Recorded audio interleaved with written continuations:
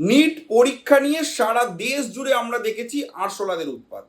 কেন্দ্রীয় শিক্ষামন্ত্রীর পদত্যাগ, ধর্মীয় স্লোগান, গালিগালাজ, রাজনীতি করো, আজাদির স্লোগান এবং আরো অনেক কিছু। কিন্তু আপনি কি জানেন, গত 12 দিন ধরে আমাদেরই দেশের আর এক প্রান্ত ঝাড়খণ্ড, সেখানেও রাস্তায় নেমেছে ছাত্ররা। তাদের অভিযোগ কিছুটা একই রকম। পরীক্ষার প্রশ্নপত্র ফাঁস হয়ে গিয়েছে, পরীক্ষার যে সিট সেটাও বেচে দেওয়া হয়েছে, সেখানেও স্লোগান তোলা হচ্ছে, কিন্তু শুধুমাত্র নিজেদের ভবিষ্যৎ সুরক্ষা করার জন্য। প্রশ্নটা হচ্ছে, গত 12 দিন কেটে গেলেও সেখানে কেন দেখা যাচ্ছে না কোনো আরশোলাদের? প্রশ্ন হচ্ছে, সেখানে কেন উপস্থিত হচ্ছেন না কোনো নেতা? নেই কোনো অভিনেতা কেন? সেখানে যাচ্ছে না কোনো কমেডিয়ানরাই বা কেন?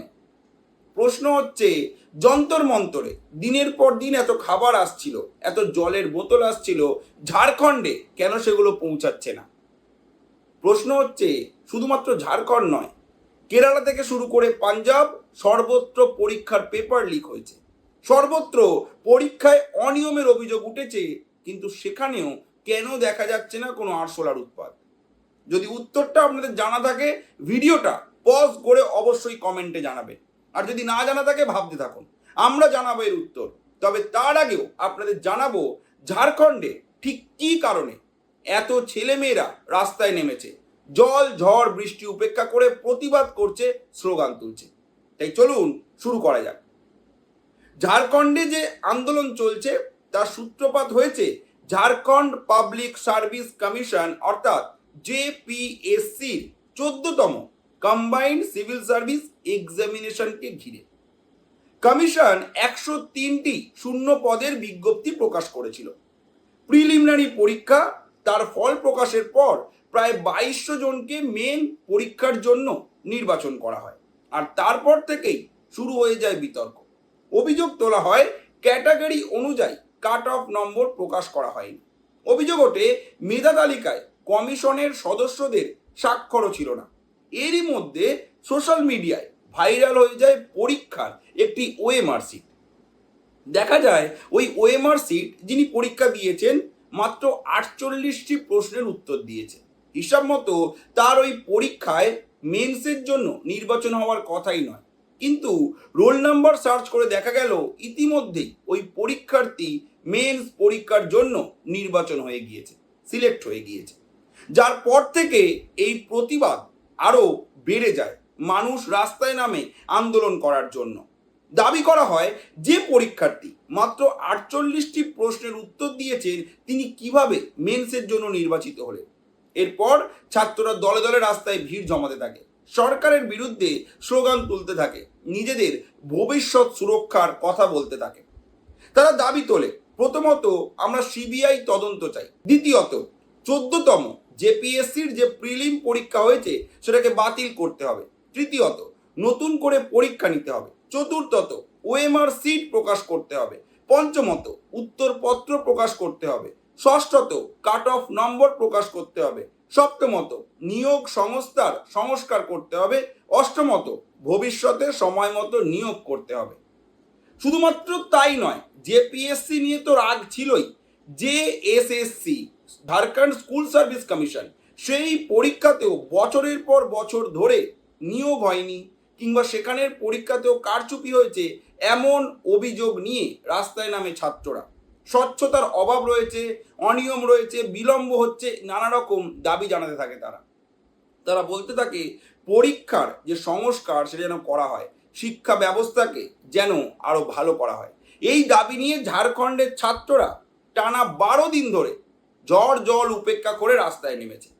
তারা সেখানে কিন্তু কোনো রকমের স্লোগান তুলছে না যে আজাদি চাই আজাদি চাই, তারা কিন্তু নিজেদের ভবিষ্যৎ সুরক্ষাটুকু করতে চাইছে।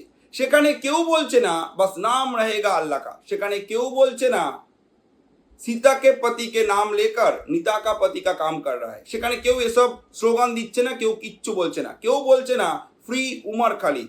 সেখানে কিন্তু শুধুমাত্র নিজেদের ভবিষ্যৎ কিভাবে সুরক্ষা করা যায় সেই জন্যই ছাত্ররা স্লোগান তুলছে। দেখে শেখা উচিত কিছু কিছু আরশোলাদের।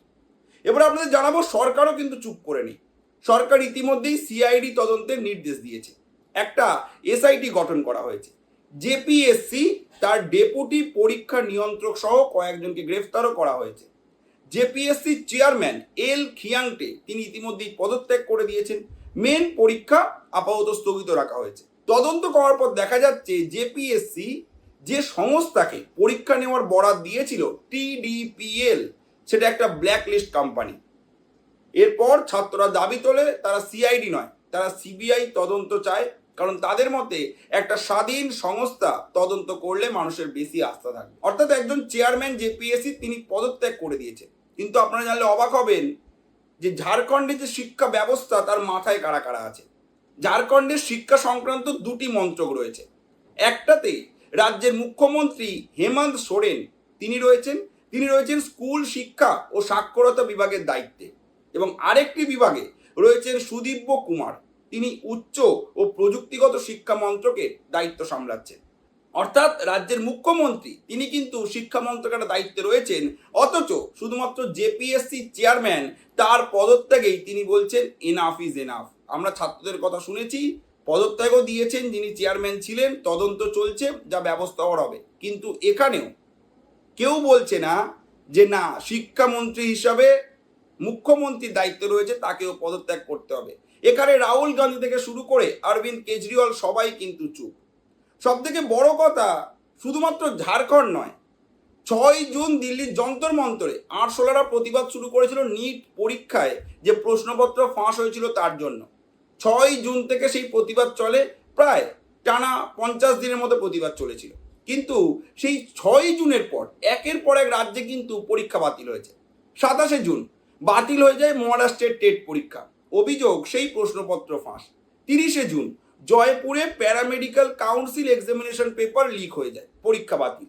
19 জুলাই পাঞ্জাবে ফার্মেসি অফিসার রিক্রুটমেন্ট এক্সামিনেশনের প্রশ্ন ফাঁস হয়ে যায়।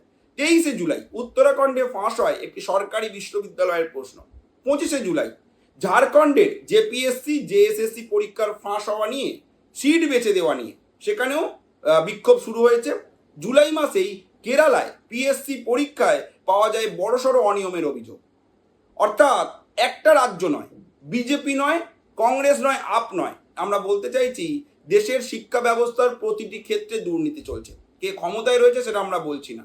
এমনকি শিক্ষামন্ত্রী, কেন্দ্রীয় শিক্ষামন্ত্রী হিসাবে ধর্মেন্দ্র প্রধানের ইস্তফাও জাস্টিফাই বলে মনে করি আমরা জানি না কতটা ঠিক হবে, কতটা সংস্কার হবে শিক্ষা ব্যবস্থার, কিন্তু কাউকে একজন দায়িত্ব নিয়ে কিন্তু নিজের দায়িত্বটার পদত্যাগ করতে হবে, এটা আমরা বলতে চাইছি। অর্থাৎ সেই দিক থেকে একের পর এক রাজ্যে কিন্তু অনিয়ম দেখা গিয়েছে। কিন্তু ককরোচ জনতা পার্টি, রাহুল গান্ধী থেকে শুরু করে আম জনতা উন্নয়ন পার্টি, প্রত্যেকের নজর কিন্তু ছিল শুধুমাত্র নিট নিয়েই, শুধুমাত্র কেন্দ্রীয় যে দল রয়েছে তাদের বিরুদ্ধে। এবার আপনাদের জানাবো কেন আরশোলারা এই দিকে তাকাচ্ছে না। এর জন্য রয়েছে একটা বিশাল বড় কারণ। তার কারণ এই যে হেমন্ত সোরেন তিনি যে পার্টি করেন জেএমএম, তার সাথে রয়েছে কংগ্রেসের একটা জোট। আবার অন্যদিকে আপ, তারা তো একসময় ইন্ডি ব্লকের অ্যালায়েন্স ছিল, আবার এই ইন্ডি ব্লকেরও একটা অ্যালায়েন্স হলো জেএমএম।